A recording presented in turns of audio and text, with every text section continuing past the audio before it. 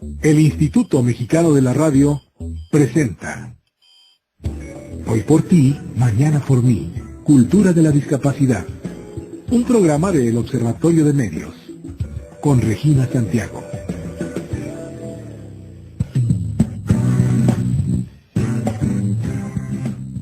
Muchas gracias por acompañarnos esta tarde. Les damos la bienvenida a nuestro programa Hoy por ti, mañana por mí, Cultura de la Discapacidad. ¿Tienes algún familiar, algún amigo, algún compañero de trabajo con discapacidad física o intelectual? ¿Cómo podemos mejorar nuestra convivencia con ellos? Vamos a pensar juntos en la mejor manera de enfrentar estos retos. Queremos que este sea un sitio de encuentro donde todos podamos aprender a ser mejores seres humanos, porque de eso se trata la cultura de la discapacidad. Esta tarde nos acompaña Rubén Aguilar Valenzuela, columnista en el portal Animal Político, profesor en la Universidad Iberoamericana, consultor político, que además fue vocero del presidente Vicente Fox entre el año 2004 y el año 2006. Bienvenido, Rubén. ¿Qué tal? El 19 de abril, Rubén publicó en Animal Político una reseña de un libro del escritor japonés Kenzaburo Oe, quien ganó el Nobel de Literatura en 1994. Este libro trata el tema de la discapacidad y se titula Un amor especial. La reseña llamó la atención del Observatorio de Medios UNCIN, que contactó a Rubén y también realizó una investigación respecto al libro y su repercusión en redes sociales. De eso vamos a hablar esta tarde. Rubén, cuéntanos tu experiencia personal con este libro.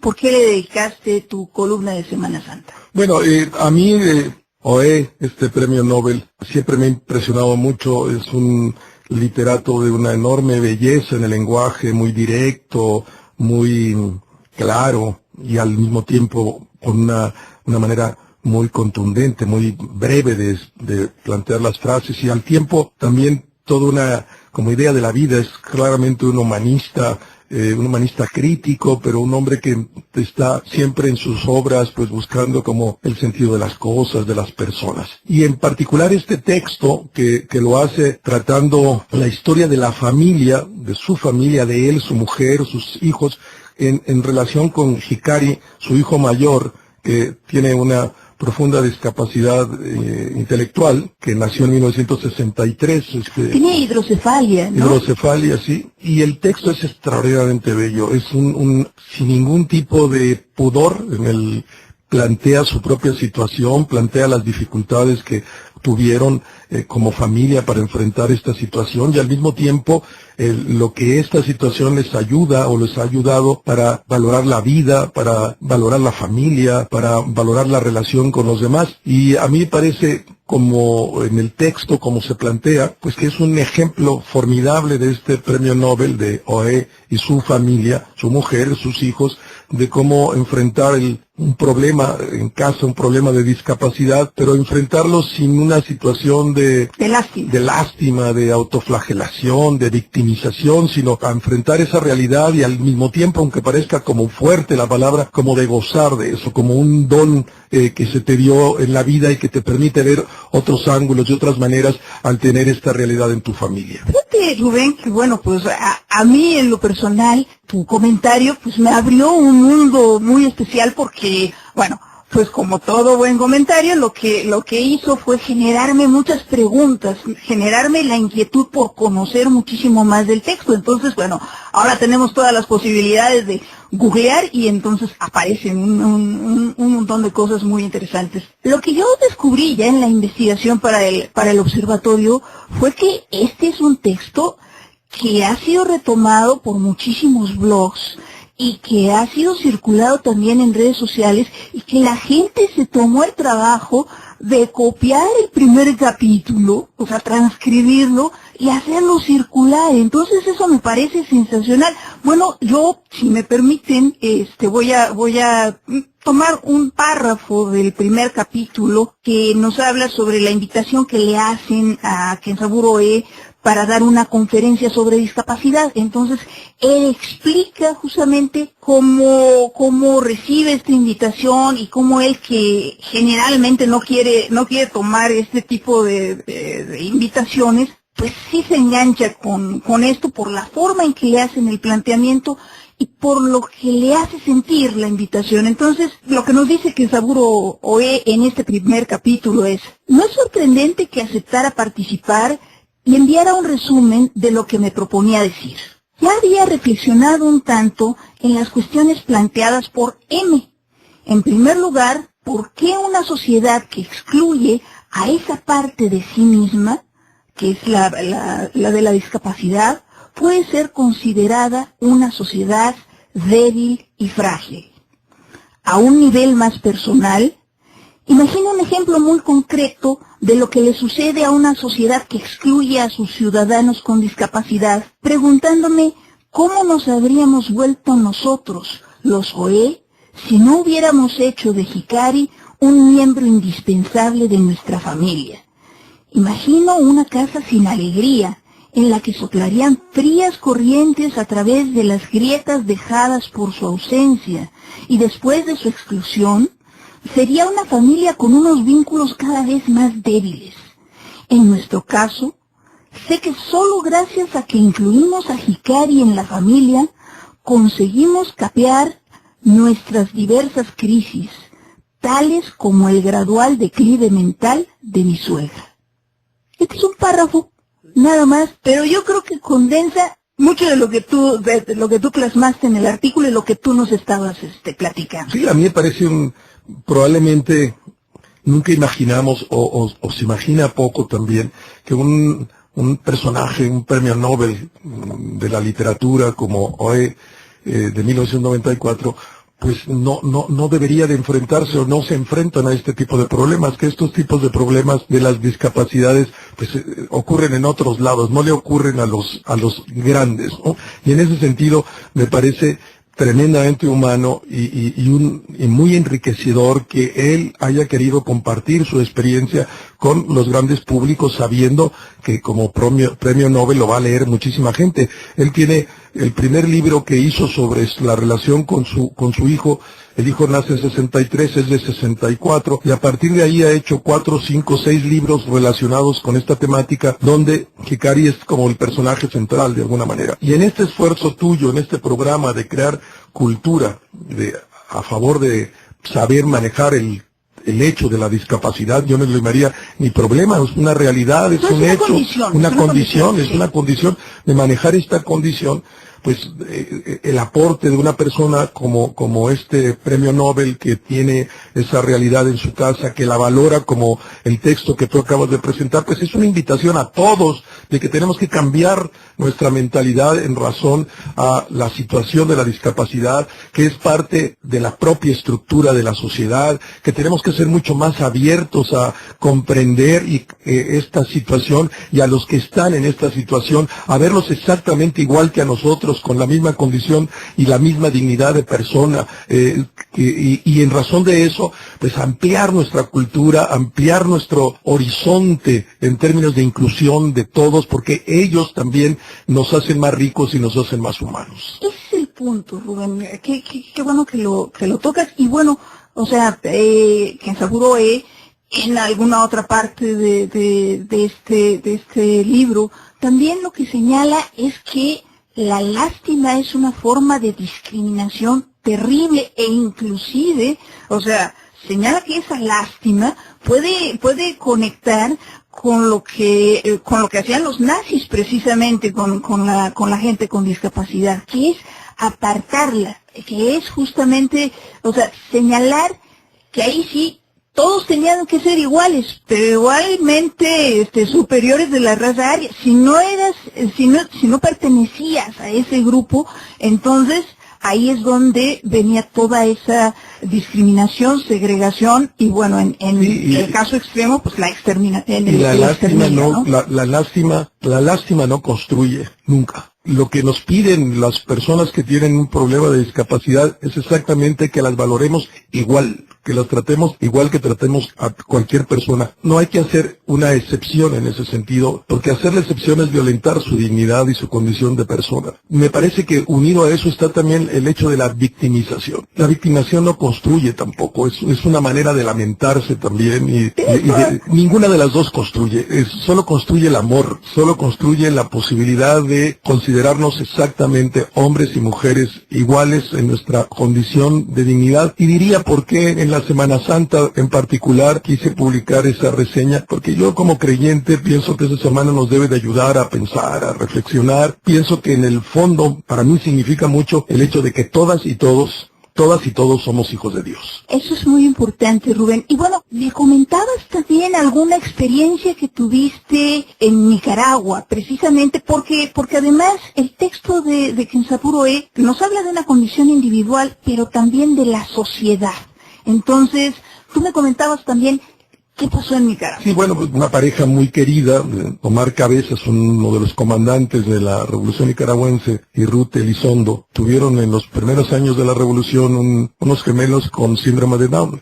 Y para ellos se abrió un nuevo horizonte en la vida, una nueva realidad, una situación a la que tenían que hacer frente. Y al empezar a hacer frente de sí mismo, pues se dieron cuenta que en el caso de la sociedad nicaragüense, estoy hablando de los principios de los 80, había una serie de prejuicios, de atavismos sociales. La gente escondía a las personas con discapacidad, algunas las tenían encerradas todo el tiempo. Se daba el caso de personas amarradas, de niños que nunca habían salido de la casa, o de personas que ya tenían una X edad y que siempre habían estado encerradas. Y ellos abrieron construyeron a partir de su propia experiencia una nueva realidad en ese país, ventilaron el caso, se abrió socialmente, se convirtió en un gran tema nacional. Formaron una organización, los Pipitos, que ha tenido una gran influencia en ese país, y a partir de ¿Los Pipitos qué son los Pipitos? Son como los chicos, en nicaragüenses son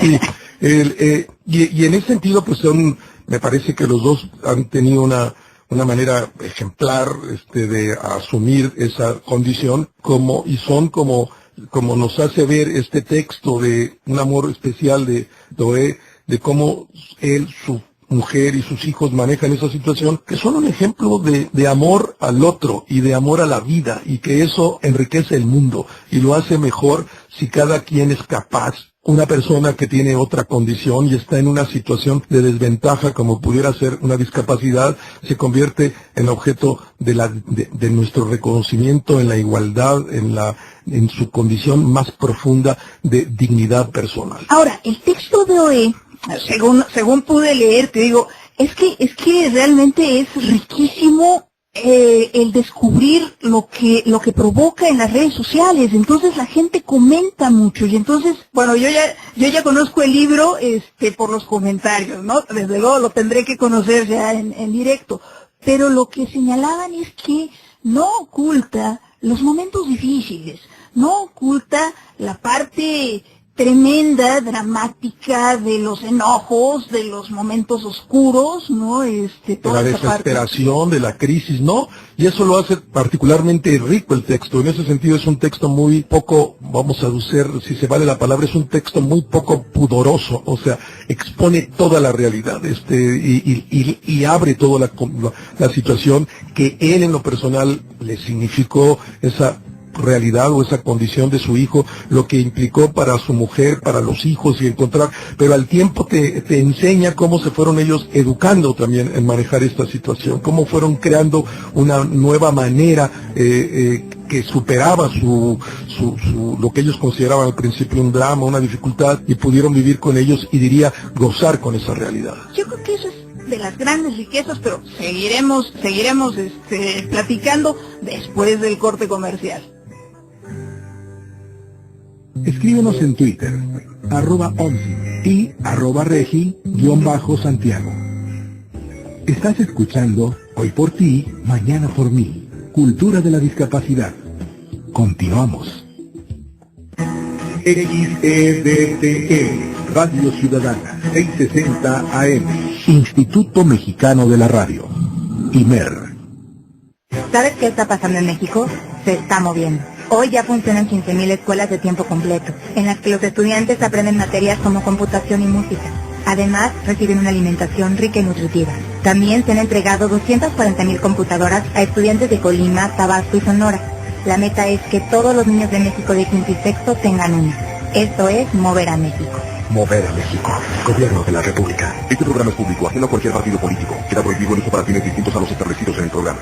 En 1953 se reconoció el derecho de las mujeres a votar. Para hacer efectivo este derecho, el Tribunal Electoral del Poder Judicial de la Federación emite sentencias con perspectiva de género, lo que ha permitido que el Congreso de la Unión y los congresos estatales cuenten hoy con una presencia femenina histórica. Construyendo la paridad, la justicia electoral beneficia a todas y todos los mexicanos. Tribunal Electoral del Poder Judicial de la Federación. Tú tomas la decisión, nosotros la protegemos.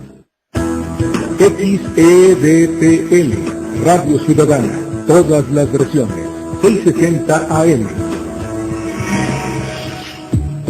Producimos sonidos y los transformamos en ideas. Instituto Mexicano de la Radio, IMER. Estás escuchando Hoy por ti, mañana por mí, Cultura de la Discapacidad. Regresamos. Visita nuestro blog, culturadeladiscapacidad.wordpress.com. Estamos nuevamente en su programa Hoy por ti, mañana por mí, Cultura de la Discapacidad. Conversamos esta tarde con Rubén Aguilar sobre el libro del escritor japonés Kenzaburo Oe respecto a los retos que enfrentó su familia tras el nacimiento de su hijo, Hikari, con un problema de hidrocefalia. Hikari solo se puede comunicar a través de la música, pero ha desarrollado una gran destreza en ese sentido. Antes de continuar, quisiera que dedicáramos unos minutos a escuchar un fragmento de la música de Hikari, cuyo nombre emblemáticamente quiere decir luz.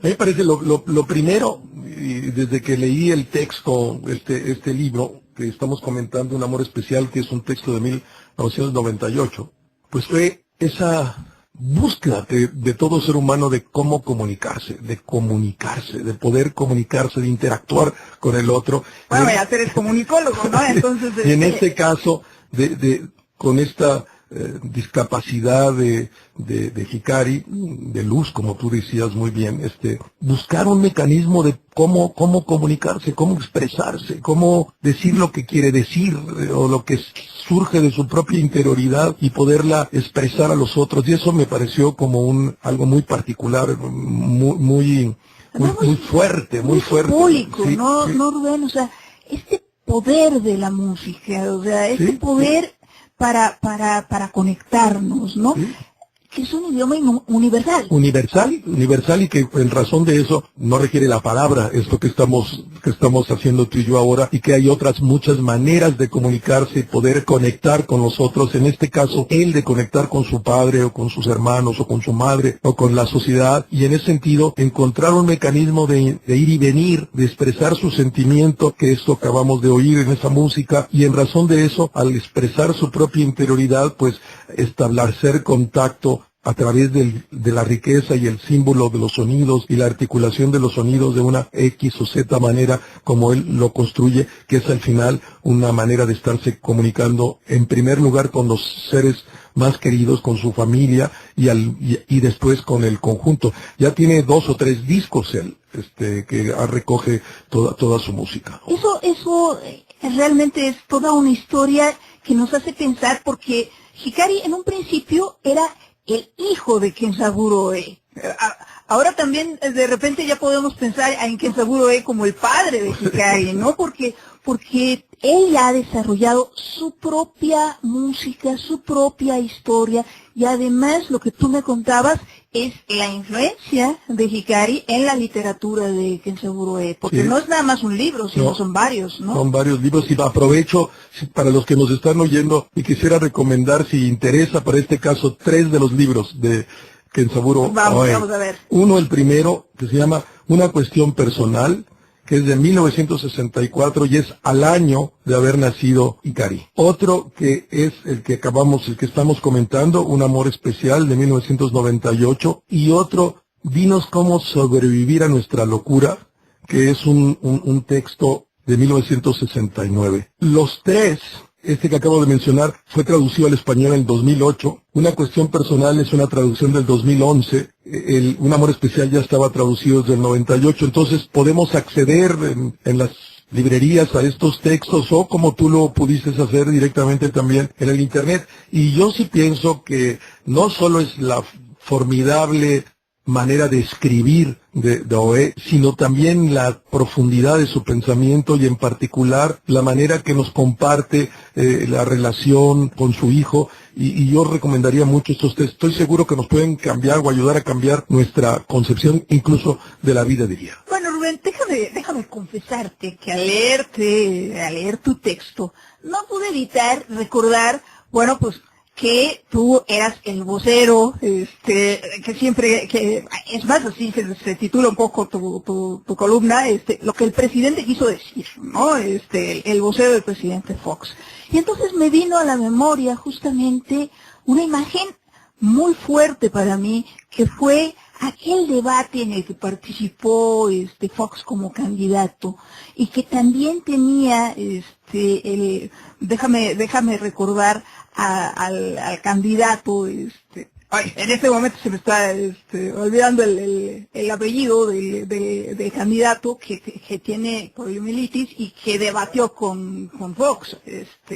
Entonces, esa parte de la inclusión, esa parte como nos sorprendió en ese debate, sorprendió también a Fox, y entonces, bueno, pues yo creo que ahí marcó también una Rincón Gallardo. Rincón Gallardo, Gilberto Rincón Gallardo, qué barbaridad. Ay, bueno, exactamente. Don Gilberto nos estremeció, sorprendió a Fox definitivamente, se robó el debate, y bueno, después fue incorporado al gabinete, ¿no? Sí, un hombre de una enorme cultura y de una enorme sensibilidad social, el caso de Gilberto Rincón Gallardo, hombre de la izquierda que pudo desarrollarse en plenitud independientemente de su condición de discapacidad motora en este caso, y sí fue incorporado a dirigir un área precisamente esa área, un instituto, ¿no? Y luego, yo sí pienso que como sociedad, la nuestra, y qué bueno que existe este programa, pues hemos hecho avances fundamentales, probablemente en los últimos 25 o 30 años en relación de este tema, pero seguimos debiendo mucho como sociedad. Yo pienso que todavía, desde las expresiones más tontas, si tú quieres, como pueden ser las barreras físicas, donde es muy difícil para gente con discapacidad moverse en el metro, o moverse en los autobuses, o caminar por las banquetas, o en las calles, sigue habiendo muchas. Hemos avanzado notablemente, en razón, insisto, hace 20, 30 años, pero seguimos debiendo muchas cuestiones en términos de barreras físicas, de los espacios arquitectónicos, pero eso me parece que hay que resolverlo, pero sigue habiendo muchas barreras mentales. Esas son las principales. Esas son las principales, por eso. Claro. O sea, hay que también sensibilizar a los políticos. Hemos tenido aquí también como invitadas pues a Katia Ortiz, a Clara Luz Álvarez, que en este momento están en un movimiento muy interesante, porque resulta que en presidencia se les olvidó poner la parte dedicada a la parte de discapacidad, de los derechos de las personas de discapacidad en la ley de telecomunicaciones. Entonces, entre varias cosas que señala Clara Luz y que señalan Katia, pues una de las cosas es que no tenemos la forma en que de comunicar a las personas con discapacidad, a las personas con discapacidad auditiva, visual, no les podemos comunicar cuando hay una emergencia, o sea, cuando hay un sismo, cuando hay una alerta de tsunami, de todo ese tipo de cosas. Nuestra televisión no está adaptada para eso. Por lo menos en la parte de las emergencias tendría que estar ya preparada. Y es clarísimo ese elemento, y que está muy presente en nuestra sociedad, es una expresión de nuestro subdesarrollo. En ese sentido, somos una sociedad subdesarrollada, muy insensible, y en ese sentido muy lejana de dar lugar al respeto total, cabal de los derechos humanos, porque todas las personas que tienen una condición distinta también son objeto del respeto y la dignidad, y los derechos humanos también las protegen, las cubren, digamos. Y en ese sentido, estos descuidos al final no son más que expresión de falta de cultura, de conciencia, de desarrollo, porque una sociedad como la sueca o la noruega o la danesa pues no tendrían ese problema que estamos tú y yo mencionando ahora, y eso sí nos debe hacer pensar como sociedad, sí debe hacer pensar a los políticos, como tú dices, pero a todos los ciudadanos y ciudadanas, de que tenemos que evolucionar, tenemos que caminar a ver de una manera distinta a esos que son absolutamente iguales en su dignidad, que serían las personas con discapacidad. Así es, Rubén, pues bueno, ya se nos acabó el tiempo, pero yo quisiera cerrar también con esta reflexión de que una sociedad no va a ser realmente democrática si no reconoce esos derechos de las personas con discapacidad. Y también, o sea, la democracia no es algo que esté en la estratosfera, la democracia la tenemos que vivir cotidianamente en nuestras casas, en nuestras escuelas, en nuestros centros de trabajo. Tenemos que aterrizar esa democracia como muy bien lo hizo Kenzaburo Oe, como muy bien lo está haciendo su hijo Hikari, que nos ha iluminado con su música. Entonces, bueno, pues nos despedimos, los invitamos a que revisen nuestro blog, OMSIN, Cultura de la Discapacidad, donde encontrarán información y también tendrán acceso a las grabaciones de estos programas por si se los perdieron o por si quieren volverlos a escuchar. Agradezco la participación en los controles técnicos de Fabián Alcázar y de Manuel Compatitla, en la producción a Carolina Valle, y a ti, Rubén. No, bueno, gracias pues, a ti. De veras, un programa riquísimo. Eso es todo por hoy. Gracias por acompañarnos y recuerden que una sonrisa puede ayudar a cambiar muchas historias. Sonrían, cambiemos las historias y pásenlo bien. Hasta la vista.